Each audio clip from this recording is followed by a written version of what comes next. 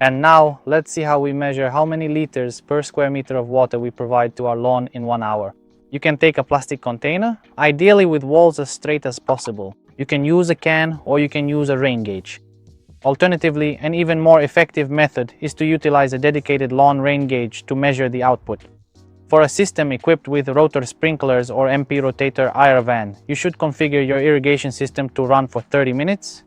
And for a system with spray sprinklers, you will only need to set the timer for about 10 minutes. Depending on what you use, if you use a rain gauge, it's very simple because it has a scale that tells you how many liters per square meter you are providing. But if you use a can or a plastic container, you will also need a measuring tape, which you will use by inserting it into the container, and the water level in millimeters corresponds to the liters per square meter. 1 millimeter means 1 liter per square meter, and that's how you find out how much water your irrigation system provides in 30 minutes or in 10 minutes, depending on the type of sprinklers you have.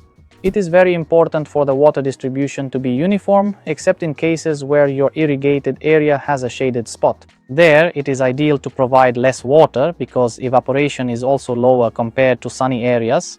And if you irrigate with a hose, it is almost impossible to have a relatively consistent value.